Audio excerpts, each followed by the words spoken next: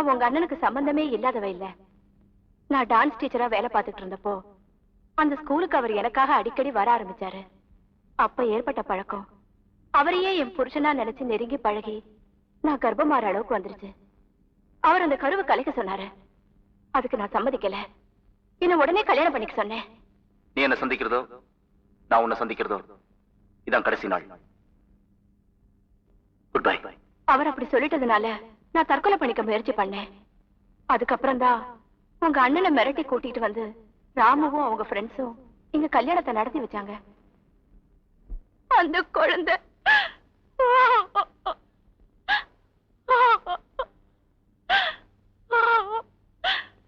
என்னை விட்டு பாதியிலேயே போயிடுச்சு. ஒரு மனைவிக்கு கிடைக்க வேண்டிய அன்பு, ஒரு மருமகளுக்கு கிடைக்க வேண்டிய மரியாதை, இது ரெண்டையுமே எழுந்துட்டு எப்படி நீங்க வாழ்ந்துட்டு இருக்கீங்கன்னு என்னால புரிஞ்சுக்கவே முடியல. வெறும் தாலி மட்டுமே வாழ்க்கைக்கு போதும்னு நினைச்சிட்டீங்களா? வாழ்க்கையை விட அன்னைக்கு என் வயித்துல இருந்த குழந்தைக்கு அப்பா முக்கியம்னு நினைச்சேன். இப்போ அந்த குழந்தை இல்லைங்கிறதுனாலதான் என்கிட்ட உண்மையை சொல்லிட்டீங்களா? இல்ல, நீ ஒரு நல்லவரை பழி வாங்கிட்ட. அது உனக்கு புரிய வைக்கணுங்கிறதுக்காகத்தான் சொன்னேன். இது நீங்க முதல்லயே சொல்லிருக்கலாமே. ராமு கிட்ட செஞ்ச சத்தியத்தை மீற முடியாமத்தா தயங்கினேன்.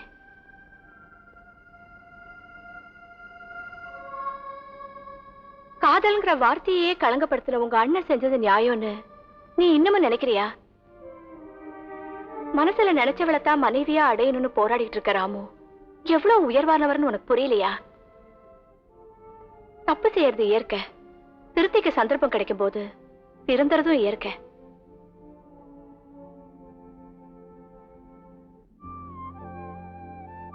எனக்கு நல்லது செஞ்சவருங்கிறதுக்காக சொல்லல, நியாயத்தை தான் சொல்றேன். ராமுவை நீ இழந்துடுமாங்கிறத நல்லா யோசிச்சு முடிவெடு.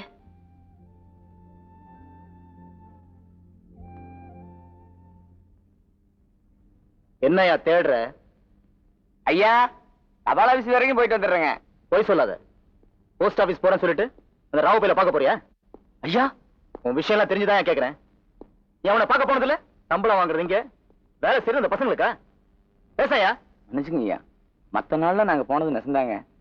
ஆனா இப்ப நான் தபால் ஆபீஸ் தாங்க போறேன். ஊர்ல என் பொண்டாட்டிக்கு உடம்பு சரியில்லையா, என் சம்பள காசு அனுப்பிச்சு வச்சுட்டு வந்துடுறேங்க ஐயா. உன் பொண்டாட்டி என்ன இன்னைக்கு செத்து போற? போய் கேட்டுட்டு இல்லையா? ஏன் அப்படி அவசரமா பேசுற? போகத்துல இருக்க என் பொண்டாட்டி மேல நான் உசுரை வச்சிருக்கேன். நீதான் என் வாக்கப்பட்ட பொண்டாட்டி பக்கத்துல இருந்து வகையா வாழ வக்க இல்லாம. எப்போ இவ்வளவு பேசிட்டியோ இங்க வேலை கிடையாது. போனா வழிய அடைச்சட்டேன் போப்பேன். உன் வேலையாச்சு நீ ஆச்சு, எனக்கு ஒண்ணும் தேவையில்லை. ஆனா ஒண்ணு மட்டும் சொல்லிட்டு போறேன். நீ பெருசா நினைச்சு கிடக்கியே காசு பணம் சொத்து கௌரவம் இதெல்லாம் உன் கூட கொஞ்சம் தூரம் தான் வரும். ஆனா இந்த புருஷன் பொண்டாட்டி பாசம் இருக்கு, இது தலைமுறை வரக்கூடியதியா, ஞாபகம் வச்சுக்க. ஆமா,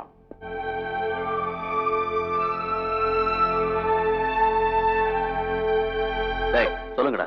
இந்த ஜென்மம் மட்டுமல்ல, 7 ஜென்மத்திற்கும் நீதான் இவன் மனைவி, இவன்தான் உன் கணவன்.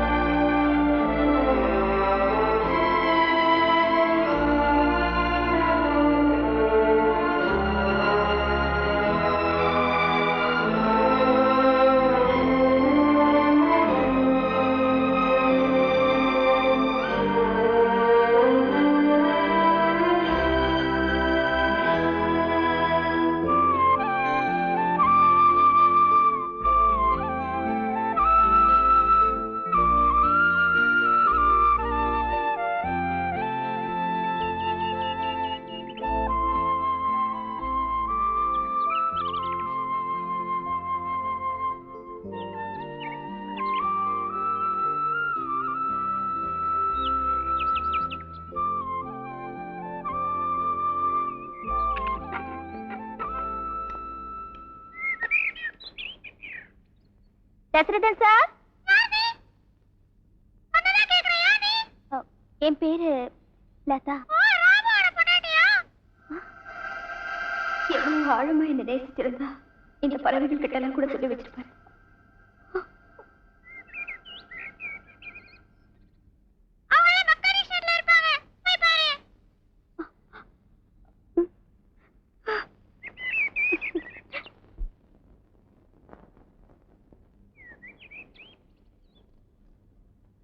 என்னம்மா, என்ன விஷயம்?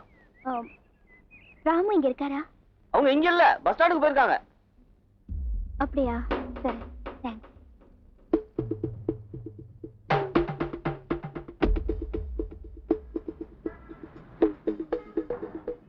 நீங்க ஒண்ணும் கவலைப்படாதீங்க, தைரியமா ஊருக்கு போங்க. என்ன பொசிஷன் பார்த்துட்டு நான் லெட்டர் போடுறேன். டாக்டர் சார், கொஞ்சம் இருங்க, வர்றேன். என்னம்மா? அவர் போக வேண்டாம்னு சொல்லுங்க. ஏம்மா? நான் மனசு மாறிட்டேன் சார். அவர் கூட தான் வாழணும்னு முடிவு பண்ணிட்டேன். நல்லா யோசிச்சு சொல்லுமா, அப்புறம் மாத்தி சொல்லக்கூடாது. ஆஹா, இல்ல சார், சத்தியமா சொல்ல மாட்டேன். God promise. அவரை போக வேண்டாம்னு சொல்லுங்க சார். அப்படிங்கிற வரேன். கீழே இறங்குங்க. உங்க கூட தான் வாழணும்னு முடிவு பண்ணி அந்த பொண்ணு இங்க வந்து நிக்குது.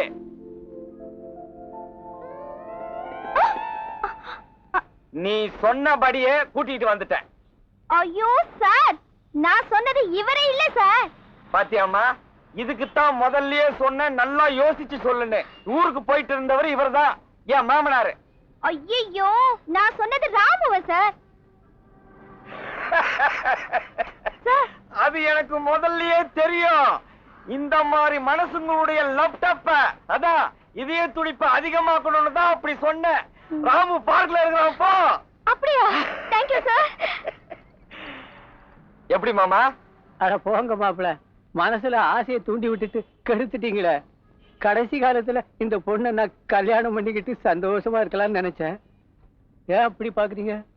இல்ல, பஸ்ஸுக்குள்ள உங்களை ஏத்தலாம்னு நினைச்சேன். இப்ப பஸ் உங்க மேல ஏத்தலாம்னு நினைக்கிறேன்.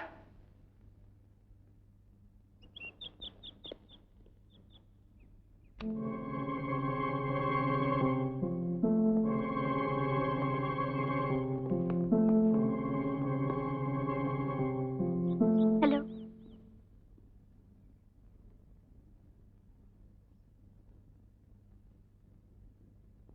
எல்லாரும் என்ன மன்னிச்சிருங்க. நான் திடீர்னு வந்து இப்படி சொல்றது உங்களுக்கு எல்லாம் ஆச்சரியமா தான் இருக்கும். ஆனா உண்மையாவே நான் மனசு மாதிரி மன்னிப்பு கேட்கணும் தான் வந்திருக்கேன்.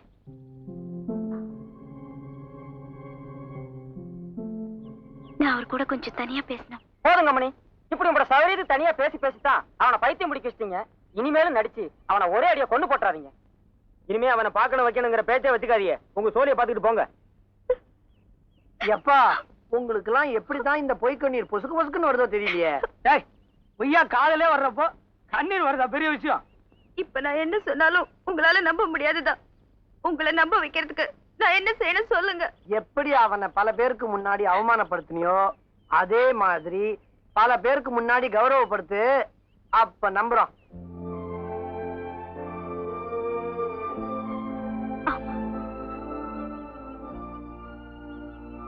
நீங்க சொல்றதுதான் கரெக்ட்.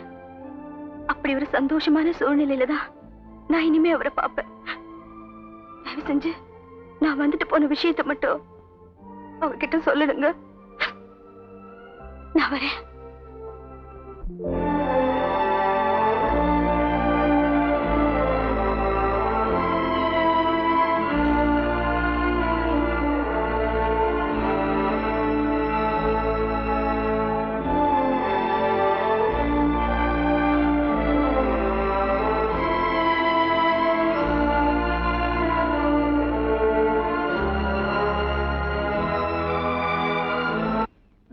என்ன வேலை தெரியுமா இப்போ?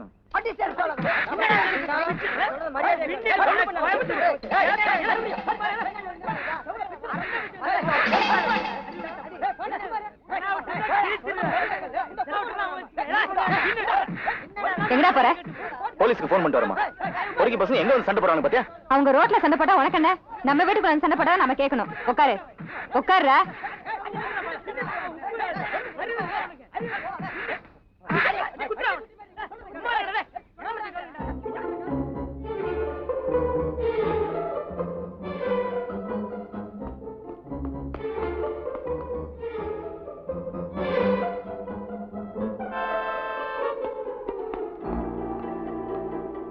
தப்பா நிக்காதீங்க. பைப்பை பிடிச்சி ஏறி மொட்டை மாடி வழியா வந்துட்டேன். லதா என்ன பார்க்க வந்ததா என் ஃப்ரெண்ட்ஸ் சொன்னாங்க. ஆனா மீட் பண்ண முடியல. அதான் இப்படி. உங்க ஃப்ரெண்ட்ஸ் எல்லாம் வெளியில சண்டை போட்டுட்டு இருக்காங்களே. அதெல்லாம் என்னுடைய செட்டப் தான். லதா எங்க போயிருக்கு? அவ வெளியில போயிருக்கா. அவ ஏன் என்ன பார்க்க வந்தாங்கிற விஷயம் உங்களுக்கு தெரியுமா? அவ உண்மையை தெரிஞ்சுக்கிட்டு மனசு திருந்திதான் உங்களை பார்க்க வந்திருக்கா. உண்மையாவா சொல்றீங்க? ஆமா, உங்க வாழ்க்கையும் நிம்மதியும் பலி கொடுக்க என் மனசாட்சி இடம் கொடுக்கல. அதனாலதான் உண்மையை சொல்லிட்டேன். நீங்க எதுக்கு? நீங்க எதை பத்தியும் கவலைப்படாதீங்க, எல்லாம் நல்லபடியா நடக்கும். லதா வந்தா நான் சொல்லிடுறேன். நீங்க இங்க இருந்து கிளம்புங்க. கொஞ்ச நேரம் வெயிட் பண்ணி பார்த்துட்டு போயிடுறேன். தயவு செஞ்சு போயிடுங்க ப்ளீஸ். சார், இவ்வளவு பெரிய அமௌண்ட்டா பேங்க் லோனை வாங்கிட்டு திருப்பி கட்டலன்னா எப்படி? ஹெட் ஆபீஸ்ல என்ன போட்டு கொடன்னு குடையறாங்க. இத பாருங்க, இதெல்லாம் பேங்க் சமாச்சாரம். நீங்க திருப்பி கட்டலன்னா இந்த வீடு எஸ்டேட் எல்லாம் ஏலத்துக்கு வந்துரும். என்ன சார் இந்த சின்ன விஷயத்தை போய் பெருசா எடுத்து பேசிட்டு இருக்கீங்க? இன்னும் கொஞ்ச நாளைக்கு பொறுத்துங்க. நான் கல்யாணம் பண்ணிக்க போற பொண்ணு யாருன்னு தெரியுமா உங்களுக்கு? எங்க மாமாவுக்கு ஒரே பொண்ணு, ஏகப்பட்ட சொத்து. கல்யாணத்துக்கு அப்புறம் என் பேர கடன் தான் எங்க மாமா என்ன சும்மா விட்டுறாரு சார். அட்லீஸ்ட் எனக்கு ஆகலனாலும் பொண்ணுக்காவது கடனை திருப்பி அடைப்பார்ல. You don't worry, take it easy. என்ன சார் இது? கல்யாணத்துக்கும் கடனுக்கும் முடிச்சு போடுறீங்க. அதானே மலை போல நம்பி இருக்கிறேன், அதுக்கு தான் முடிச்சா போடுறேன். அப்ப நீங்க அந்த பொண்ணு மேல ஆசைப்பட்டு கிடைக்கலையா?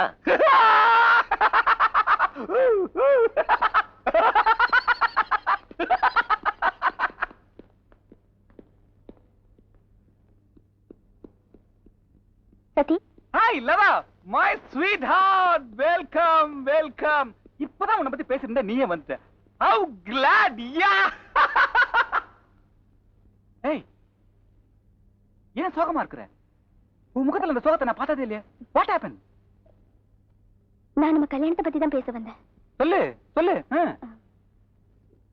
என்ன மன்னிச்சிருங்க, இந்த கல்யாணம் நடக்காது. இதுவரைக்கும் ஒருத்தரோட உண்மையான காதலை நான் புரிஞ்சுக்காம இருந்துட்டேன்.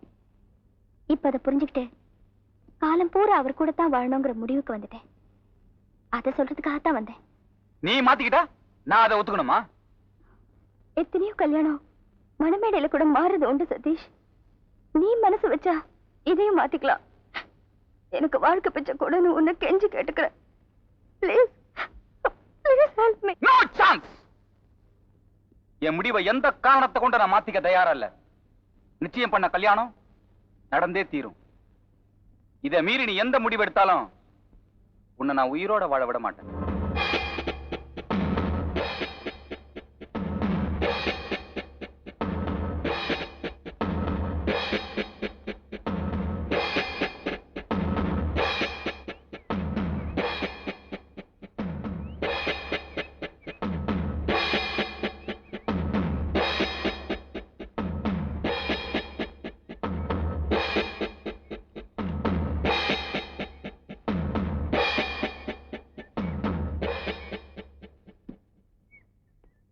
ஐயா, வா வா வா வா.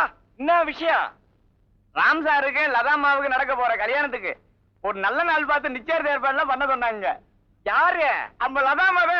ஐயோ, அப்பா அம்மா சம்மதிக்கிறதுக்குள்ள நிச்சயதார்த்த ஏற்பாடு பண்ண சொல்லுதா? அந்த பொண்ணுன்னா வெச்சா குடுமி சரிச்சா மொட்டை கேசா இருக்கும் போல் இருக்க.